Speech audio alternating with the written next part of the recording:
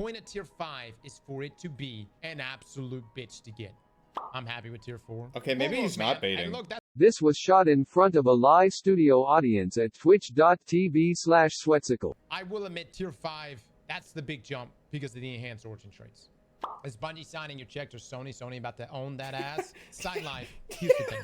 We have been working with a boring version of Destiny now for years. And season to season, I've gone on, I've played my content, I've gotten my drops, and then that was it. I was bored. I was fucking bored, man. Destiny has been so boring to me for the past, especially the past year.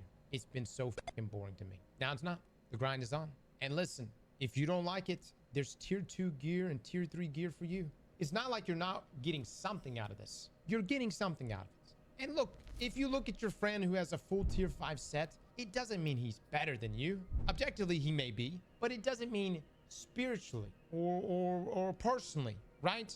In the game, clearly he is better than you. Like in every facet and what every are we slot, even getting into, dude? He is truly objectively better than you. But there's so many other things outside of that. You don't have to have tier 5, guys. You don't have to have it.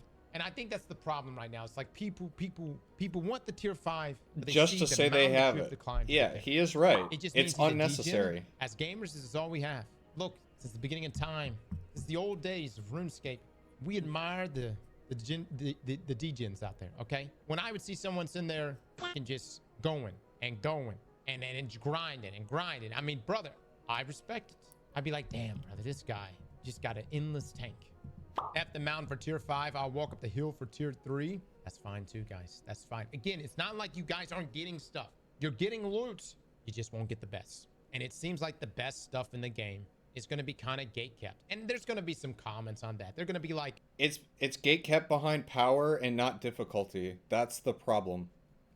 Oh, wow. Simple as that. Now you're going to have players that are really good, get better loot. That's going to be able to kill us even faster and things like PV. He keeps comparing games grind to RuneScape, but RuneScape doesn't reset your progress every 6 months.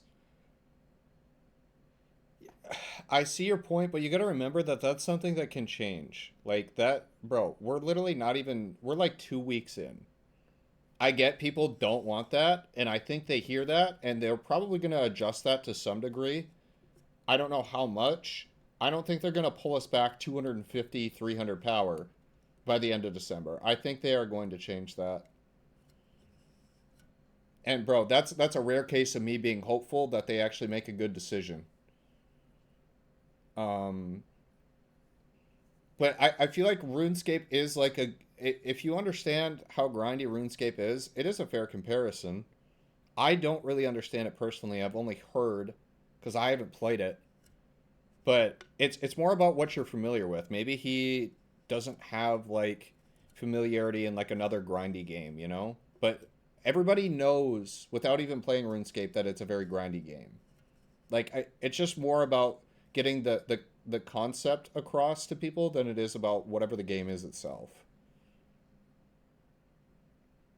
PvP, you're outslayers inside of PvE. I mean, perhaps, you know what I mean? Perhaps. Grind doesn't equal skill.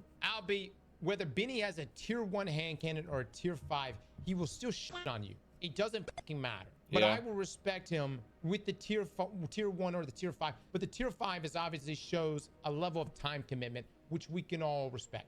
Look, it's just a respect thing. And you go, hold on. Or not even respecting. I respect the people that grind. That's why people are like pulling up the Fizzle stream and shit like that. Yep. The man's 450. I think he hit 450. That's super impressive. Cross, they literally made this system for people to stream their game longer and get more exposure. That's it. All right. Let's just say that the game was completely made for what?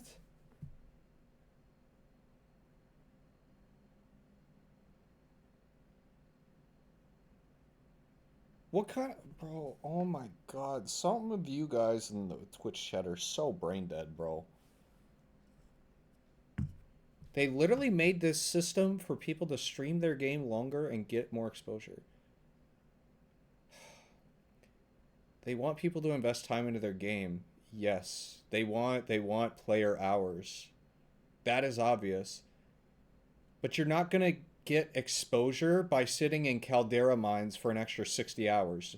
No new viewer wants to watch that. There's no influx of any normal life person coming to Twitch. Man, I heard Destiny 2's got a new expansion. Let me go check out this guy grinding the salt mines for 50 hours. Like, how do you come to that conclusion? How can you be that dumb?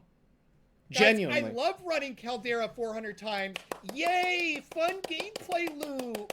Woohoo! Let's get hype about Destiny and spend money on silver so I can earn a commission.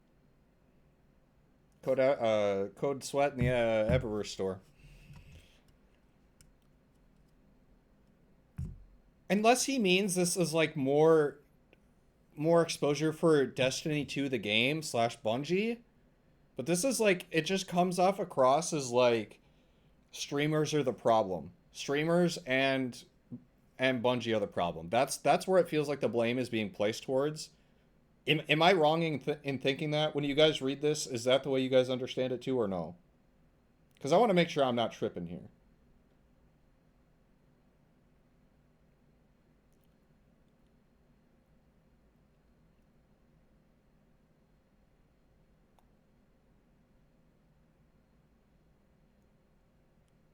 It's a ton of casual players that think the game was entirely catered towards streamers.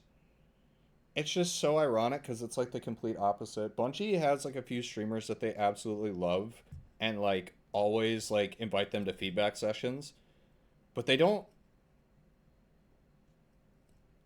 necessarily take everything they say to heart or make those changes.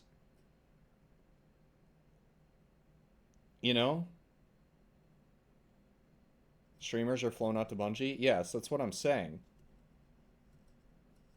It's like they're getting flown out, but that doesn't mean they necessarily take everything they say to heart and make those changes, you know? They're not the ones deciding what happens to the game at the end of the day. They can only, as someone who is, I've only ever attended like one feedback session virtually. And I can tell you, literally every piece of feedback, and I took it super seriously. Every piece of feedback that I gave for the upcoming content, none of it was taken to heart at all, which is okay. Again, not everything that I say is like the gospel and should be done, right? But I can tell you, as someone who has been to one of these sessions, it feels more like the stuff that they're showing you is already set in stone, and they just want they want you to sit there and smile and nod your head. That's what it felt like to me. Is it was more like, we're hoping that you like this, but if you give feedback, we don't care and it's not going to be implemented. All right, YouTube, if you enjoyed this react, make sure to subscribe to the channel and come check us out on Twitch. And we'll see you in the next one.